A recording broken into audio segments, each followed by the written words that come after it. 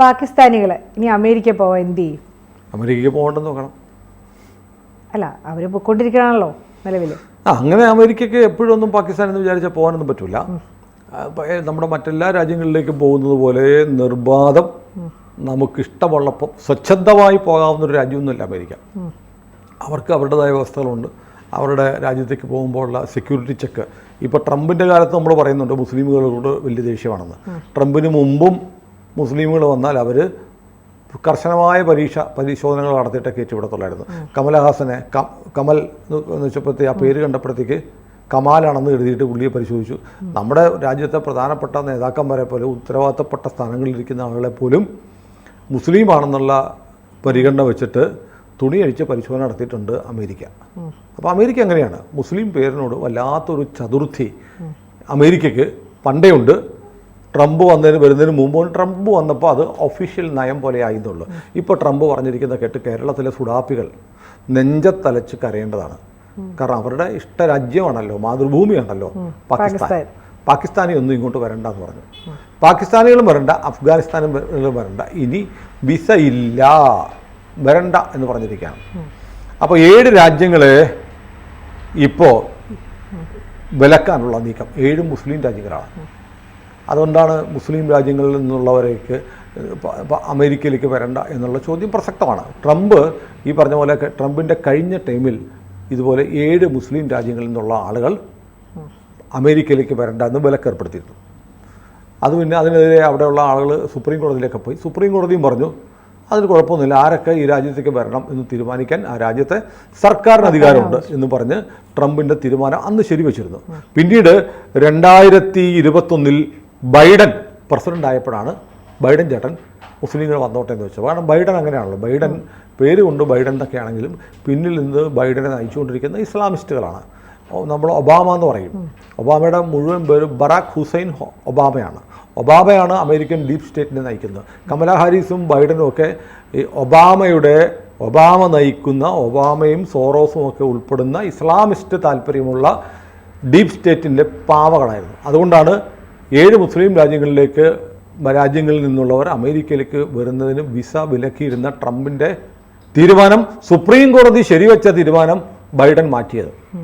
ഇപ്പോൾ ട്രംപ് പറഞ്ഞിരിക്കുന്നത് തൻ്റെ മന്ത്രിസഭ ക്യാബിനറ്റ് മെമ്പർമാർ പരിശോധിക്കുക, എന്തായാലും അഫ്ഗാനിസ്ഥാനികളും പാകിസ്ഥാനികളും വേണ്ട, ഇനി ആരൊക്കെ വേണ്ട എന്നുള്ളത് നിങ്ങൾ തീരുമാനിച്ചിട്ട് 15-ാം തീയതി 15അല്ല 12-ാം തീയതി, ഇന്നിപ്പോൾ 7 ആയില്ലേ, 5 ദിവസം, 12-ാം തീയതിക്കുള്ളിൽ റിപ്പോർട്ട് തരാൻ പറഞ്ഞിരിക്കുക. അപ്പോൾ ആരെയൊക്കെ നിരോധിക്കണം തീരുമാനിക്കാം, പക്ഷേ അക്കൂട്ടത്തിൽ ഉറപ്പായിട്ടും ആരൊക്കെ ഉണ്ടാവണം, പാകിസ്ഥാനികൾ ഉണ്ടാവണം, അഫ്ഗാനിസ്ഥാനികൾ ഉണ്ടാവണം എന്ന് ട്രംപ് പറഞ്ഞിട്ടുണ്ട്. 12-ാം തീയതി റിപ്പോർട്ട് വരും. അപ്പോൾ കുറച്ച് രാജ്യങ്ങളിൽ നിന്നുള്ള ആളുകൾക്ക് കൂടി അമേരിക്കയിൽ കയറാൻ വിലക്കുണ്ടാവും. പക്ഷേ ഈ ഗൾഫ് രാജ്യങ്ങൾക്ക് പ്രശ്നം ഉണ്ടാവില്ല. ഗൾഫ് രാജ്യങ്ങളെ സംബന്ധിച്ചിടത്തോളം ഇപ്പോൾ നോക്കൂ, ലോകത്ത് 57ഓളം ഇസ്ലാമിക രാജ്യങ്ങളുണ്ട് അല്ലേ. അതിൽ ഗൾഫ് രാജ്യങ്ങൾ ഒഴികെ ലോകത്ത് എവിടെയാണ് ഇസ്ലാമിക രാജ്യങ്ങളിൽ സമാധാനമുള്ള? പാകിസ്ഥാനിലുണ്ട്, അഫ്ഗാനിസ്ഥാനിലുണ്ട്, ഈ സിറിയയിലുണ്ട്, ലെബനോണിലുണ്ട്. ഇസ്ലാം തുടങ്ങുന്നത് സൗദിയിൽ അവിടെ പ്രശ്നമൊന്നുമില്ല. പിന്നെ ഇന്തോനേഷ്യയുണ്ട്. ആ ഇന്തോനേഷ്യയും ഗൾഫ് രാജ്യങ്ങളും ഒഴികെ ബാക്കി എല്ലായിടത്തും നിരന്തരം പ്രശ്നമാണ്. അവരുടെ സ്വപ്നഭൂമിയായ സ്വപ്നഭരണമായ ഇസ്ലാമിക ഭരണം വന്ന രാജ്യത്ത് കിടന്നു പൊറുക്കാൻ നിവൃത്തിയില്ല. അപ്പോൾ ഇസ്ലാമിക ഭരണത്തിന് പൊളിറ്റിക്കൽ ഇസ്ലാമിൻ്റെ കുഴപ്പം തന്നെയാണ്. കാരണം നമ്മൾ ഗൾഫിലേക്ക് നോക്കുമ്പോൾ അല്ലെങ്കിൽ ഇന്തോനേഷ്യയിലേക്ക് നോക്കുമ്പോൾ അവിടെ മുസ്ലിം ഭൂരിപക്ഷമൊക്കെ ആണെങ്കിൽ, സിംഗപ്പൂരിലേക്ക് നോക്കുമ്പോൾ, മലേഷ്യയിലേക്ക് നോക്കുമ്പോൾ അവിടെയൊക്കെ മുസ്ലിമുകളാണ് നിർണായക സ്ഥാനത്തിരിക്കുന്നതെങ്കിൽ പോലും അവർ ലോകത്തിൻ്റെ വാതിലുകൾ തുറന്നിട്ടിരിക്കുകയാണ് തങ്ങളുടെ രാജ്യത്തേക്ക് അല്ലേ. അവർ ആധുനിക ജീവിതം ചേർത്ത് പിടിക്കുന്നു, ആധുനിക ജീവിതം നയിക്കുന്നു. ഈ പറഞ്ഞ വരട്ട് തത്വമായിട്ടല്ല ജീവിക്കുന്നത്. അവർ സിറിയയിൽ പോയി ആട് വഹിക്കുന്നതാണ് തങ്ങളുടെ ജീവിതത്തിലെ മഹത്തായ ലക്ഷ്യമെന്ന് കരുതുന്നില്ല. അവർ ലോകത്തിനൊപ്പം വളരുകയും ലോകത്തിനൊപ്പം സഞ്ചരിക്കുകയും ലോകത്തെ പുതിയതായിട്ടുള്ള എല്ലാ പുരോഗമനങ്ങളെയും എല്ലാ പുരോഗമന ചിന്താധാരകളെയും സ്വാംശീകരിക്കുകയും ചെയ്യുന്ന ജനതകളായതുകൊണ്ട് അവർ വളരുന്നു. ഇപ്പോൾ സൗദിയിൽ ഇപ്പോൾ കേരളത്തിലുള്ള ആളുകൾ പൊട്ടിക്കരേണ്ട അവസ്ഥയുണ്ട്. സൗദി രാജകുമാരൻ മുഹമ്മദ് ബിൻ MBS സൽമാൻ ഒരു തീരുമാനം എടുത്തിട്ടുണ്ട്. 9 വയസ്സിൽ പെൺപിള്ളേരെ കല്യാണം കഴിപ്പിക്കേണ്ട, 18 വയസ്സാവാതെ കല്യാണം കഴിക്കേണ്ട എന്നുള്ള നിയമം കൊണ്ടുവന്നു. ഇവിടെ വിവാഹപ്രായം ഇപ്പോഴും കേരളത്തിൽ ഈ പറയുന്ന സിന്ധു സൂര്യകുമാർ പറയുന്ന സാക്ഷരതയിൽ 1-ാം സ്ഥാനത്ത് നിൽക്കുന്ന കേരളത്തിൽ 12 വയസ്സിലും 13 വയസ്സിലും ഇപ്പോഴും കല്യാണം കഴിക്കുന്നുണ്ട്. അപ്പോൾ സൗദി പറയുകയാണ് 18 വയസ്സിലെ ഇനി കല്യാണം പാടുള്ളൂ പെൺകുട്ടികളുടെ എന്ന് പറഞ്ഞിരിക്കുന്നു. കഴിഞ്ഞ ദിവസം ഞാനൊരു വീഡിയോ ഉണ്ട്, ഉത്തരേന്ത്യയിലെ 2-3 താടിക്കാരും തൊപ്പിക്കാരും കൂടി ഇരുന്ന് പറയുക, ഞങ്ങൾ ഈ യൂണിഫോം സിവിൽ കോഡിനെ എതിർക്കുകയാണ്. ഞങ്ങളുടെ കല്യാണക്കാര്യത്തിൽ ഒന്നിലേറെ കല്യാണം കഴിക്കുന്നതിനും ചെറിയ പെൺപിള്ളേരെ കല്യാണം കഴിക്കുന്നതിലും യൂണിഫോം സിവിൽ കോഡ് സമ്മതിക്കത്തില്ല. കൊച്ചു പെൺപിള്ളേരെ കല്യാണം കഴിച്ചിട്ട് കൊണ്ടു നടക്കാനാണോ ഇവനൊക്കെ സ്വാതന്ത്ര്യം വേണ്ടത്? 4-5 കെട്ടാനാണോ സ്വാതന്ത്ര്യം വേണ്ടത്? പൊതു സിവിൽ നിയമം വന്നാൽ ഞങ്ങൾക്ക് കൊച്ചു പെൺപിള്ളേരെ കല്യാണം കഴിക്കാൻ പറ്റത്തില്ല, 4-5 പെൺപിള്ളേരെ കല്യാണം കഴിക്കില്ല, അതുകൊണ്ട് യൂണിഫോം സിവിൽ കോഡ് വേണ്ട എന്ന് പറഞ്ഞ കാടന്മാർ ഇപ്പോഴും ഉണ്ട്. അതാ അവന്മാർ ആവശ്യപ്പെടുന്നതാണ് ഈ പൊതു സിവിൽ നിയമം വേണ്ടത്. അങ്ങനെയാണെങ്കിൽ മുഹമ്മദ് ബിൻ സൽമാനോ, നിങ്ങളുടെ മക്കയും മദീനയും അവിടെയല്ലേ, മക്കയും മദീനയും അവിടെ ഇരിക്കുന്ന അവിടുത്തെ രാജാവ് പറയുന്നു വേണ്ട, 18 വയസ്സിൽ കല്യാണം കഴിച്ചാൽ മതി.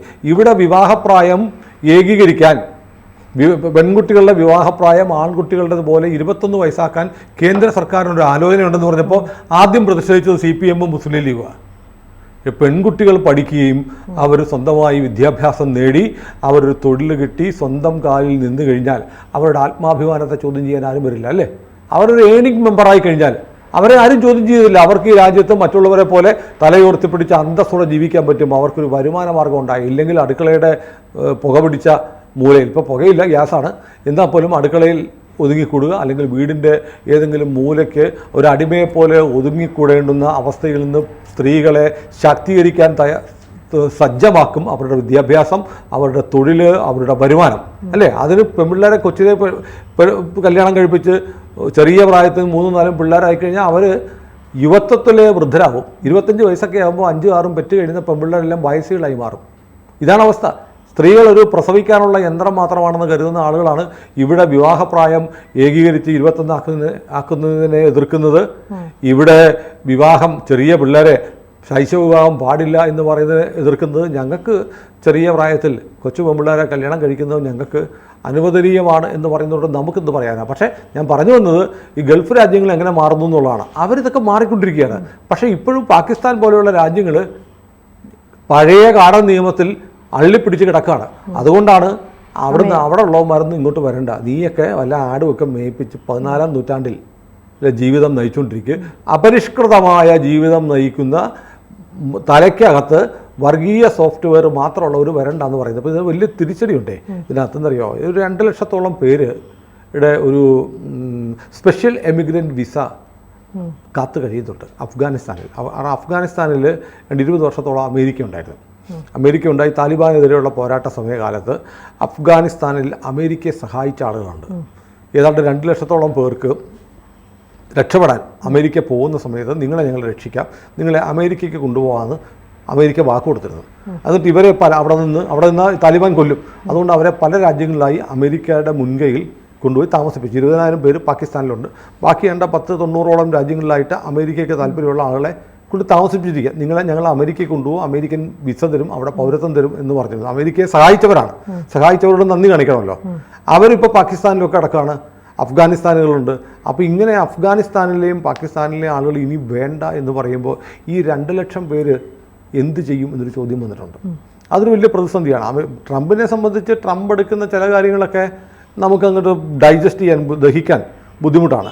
ട്രംപിനെ അപ്പം കാണുന്ന കാര്യം, അപ്പം കാണുന്നവനെ അച്ചാന്ന് വിളിക്കുന്നതിലാണ് ട്രംപ് പോകണമെന്ന് പറയുന്നവരുണ്ട്.